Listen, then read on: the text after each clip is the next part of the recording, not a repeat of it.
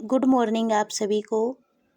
आज हम डिस्कस करेंगे फर्स्ट ग्रेड के फर्स्ट पेपर में सामान्य विज्ञान वाला जो पार्ट है उसके भौतिक विज्ञान वाले टॉपिक के बारे में, जिसमें हमें फर्स्ट ग्रेड में दो जो टॉपिक है वो दे रखे हैं।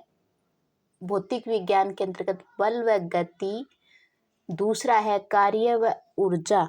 तो आज हम कार्य व ऊर्जा है उस टॉपिक के बारे में है वो डिस्कस करेंगे।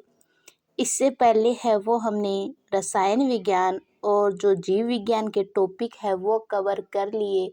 जीव विज्ञान में हमें दे रखे थे उत्तक, नियंत्रण और समन्वय वाला टॉपिक, आनुवंशिकता एवं विकास, प्राकृतिक संसाधनों का प्रबंधन, पर्यावरण की सुरक्षा, जैव विविधता और सतत विकास है। ये हमें जीव विज्ञान में दिए गए थे टॉपिक। और हमने जो रसायन विज्ञान है उसमें रासायनिक समीकरण, कार्बन एवं यौगिक है वो कंप्लीट है, वो कर लिए हैं। आज हम जो फिजिक्स वाला पार्ट है उसमें ऊर्जा के बारे में है वो डिस्कस करेंगे। तो हमारा आज का टॉपिक है ऊर्जा। कार्य करने की जो क्षमता होती है उसे कहते हैं ऊर्जा। ऊर्जा होती है एक अदिश राशि। ऊर्जा कैसी राशि होती है?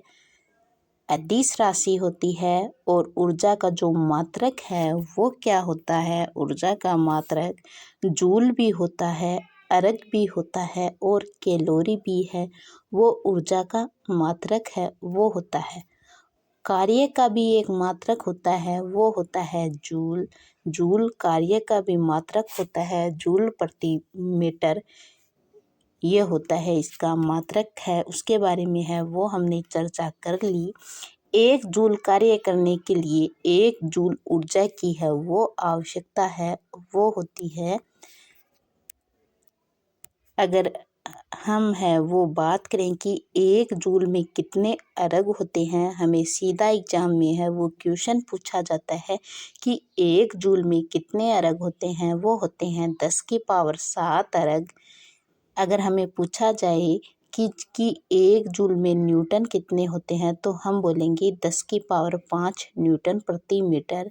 एक कैलोरी में है ये क्वेश्चन। तो आज जो रीट एग्जाम हुई थी उसमें भी है वो पूछा गया था कि एक कैलोरी में है वो कितने जूल होते हैं, तो 4.2 जूल होते हैं एक कैलोरी में। अगर हमें पूछा जाए कि एक जूल में कितनी कैलोरी होती है, ये क्वेश्चन आया था सीधा सा एग्जाम में रीट वाले में कि एक जूल में कितनी कैलोरी होती है, तो आंसर था 1/4.2 कैलोरी होती है। एक जूल के अंतर्गत कैलोरी होती है इतनी। ऊर्जा और कार्य का जो मात्रक होता है वो समान होता है। ऊर्जा का मात्रक भी जूल होता है और कार्य का मात्रक भी जूल होता है। एक जो न्यूटन होता है उसमें होते हैं 1.6 गुणा 10 की पावर -19 जूल है वो इलेक्ट्रॉन है वो होते हैं इसमें। और जो ऊर्जा का व्यावसायिक मात्रक होता है वो किलोवाट घंटा होता है। ऊर्जा का व्यावसायिक मात्रक कितना होता है? किलोवाट घंटा होता है ऊर्जा का व्यावसायिक मात्रक। 1 किलोवाट घंटा बराबर कितने जूल होते हैं? 3.6 गुणा 10 की पावर 6 जूल होते हैं। ये 1 किलोवाट घंटा 3.6 गुणा 10 की पावर 6 जूल होते हैं। तो हमने अब तक क्या पढ़ा कि ऊर्जा का मात्रक और कार्य का मात्रक समान होता है, जूल होता है। ऊर्जा के जो मात्रक है वो जूल भी, अर्ग और कैलोरी होते हैं।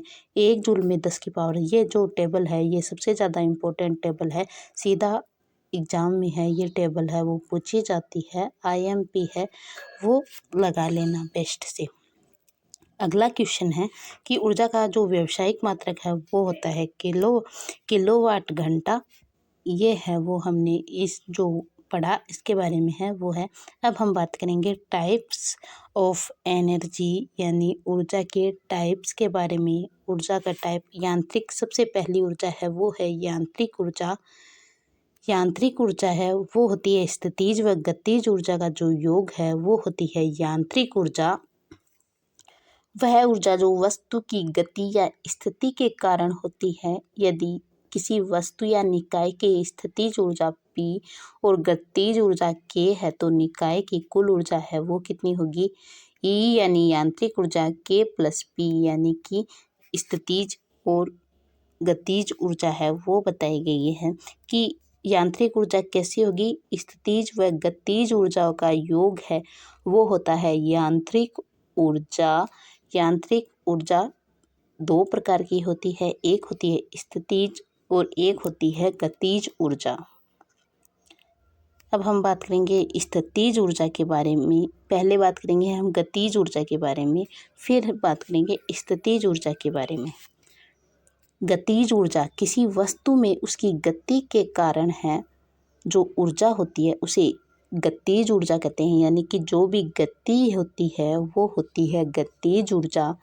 जैसे गिरता हुआ नारियल, लुढ़कता हुआ पत्थर, दौड़ता खिलाड़ी, बहता है, यानी जो गति कर रहा है उसे कहते हैं गतिज ऊर्जा उसमें होती है। जैसे गिरता हुआ नारियल, लुढ़कता हुआ पत्थर, दौड़ता खिलाड़ी, बहता पानी, हवा, बंदूक से निकली गोली और धनुष से निकला तीर है वो होती है गतिज ऊर्जा। गतिज ऊर्जा होती है वो सदैव होती है धनात्मक। गतिज ऊर्जा कैसी होती है, धनात्मक होती है और अदिश राशि होती है गतिज ऊर्जा के अंदर। अब जो गतिज ऊर्जा है उसे रिप्रेजेंट किससे करते हैं, के ई से करते हैं रिप्रेजेंट। स्थिर वस्तु को गतिशील करने में किया गया जो कार्य होता है, यानी कोई वस्तु स्थिर थी अगर उसे गतिशील बनाया जाए तो गतिज ऊर्जा है वो काम में है, वो ली जाती है।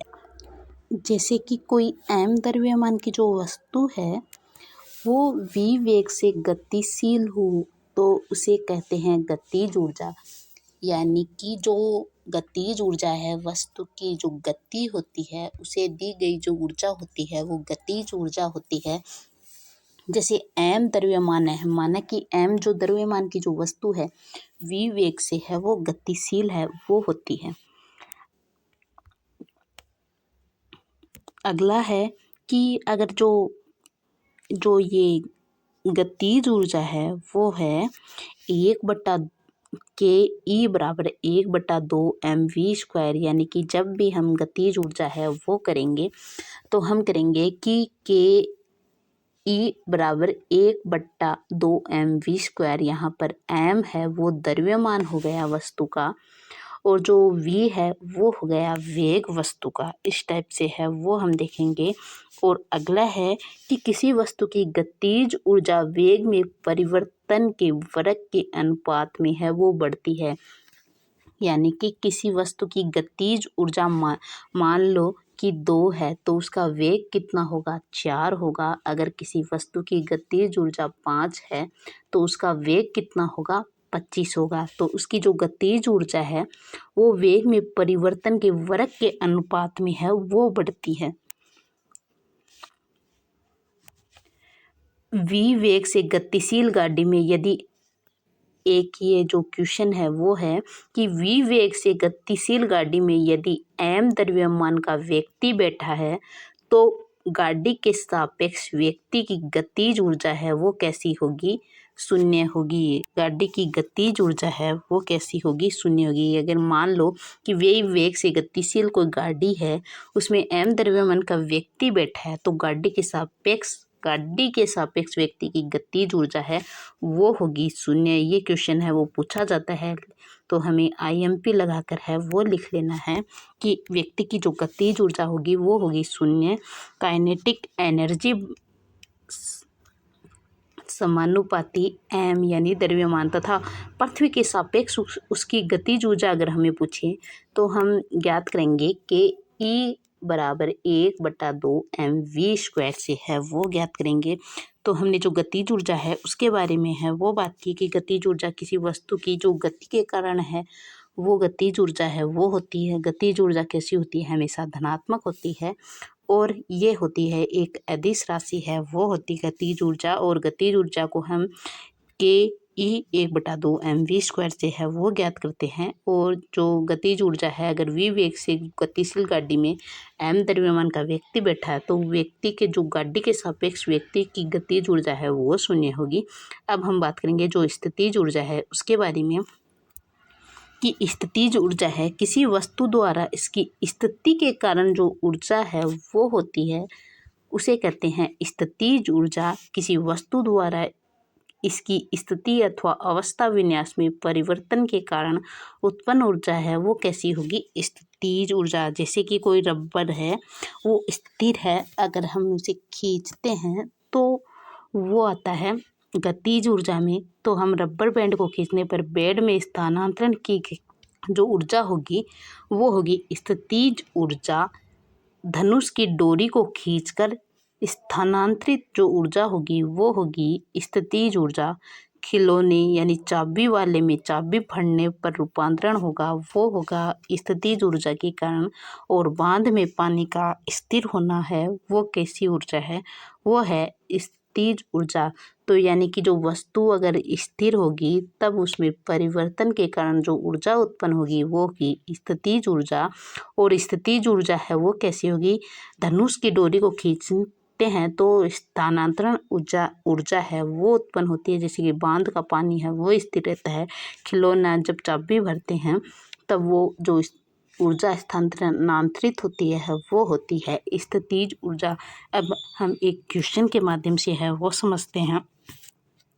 अहम द्रव्यमान की वस्तु v वेग से गति कर रही है, यदि इसके वेग को दुगना कर दिया जाए तो काइनेटिक एनर्जी हमें पूछी है, ke हमें पूछी है। अगर मैंने ये जो बताया था आपको तब बताया था कि v² बराबर जो काइनेटिक एनर्जी है वस्तु के जो वेग है उसके वर्ग के समानुपाती होती है। अगर ये दुगना कर दिया जाए तो कैसी होगी जो काइनेटिक एनर्जी, वो हो जाएगी 4 गुना। तो उसका राइट आंसर है वो हमें सी ऑप्शन है वो राइट आंसर दिया गया है कि जो इसकी जो गति जो ऊर्जा होगी वो होगी 4 गुना। अगर हम जो सूत्र के माध्यम से भी है वो करके देखें तो काइनेटिक एनर्जी ये तो सीधा गया कि 4 गुना होगी।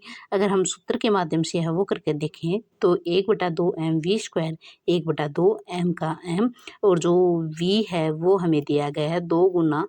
तो 2 गुना किया तो हमारी जो काइनेटिक एनर्जी हो गई वो हो गई 4 गुना। आगे है वो हम इनको क्वेश्चन के माध्यम से भी है वो सॉल्व करेंगे। बहुत सारे जो क्वेश्चन है वो मैं आपको करवाऊंगी गतिज ऊर्जा स्थितिज ऊर्जा के बारे में, ताकि जो आपका कंसेप्ट है वो बहुत अच्छे से है वो बन जाए और हमारा जो एग्जाम में है वो एक भी क्वेश्चन है वो गलत ना हो।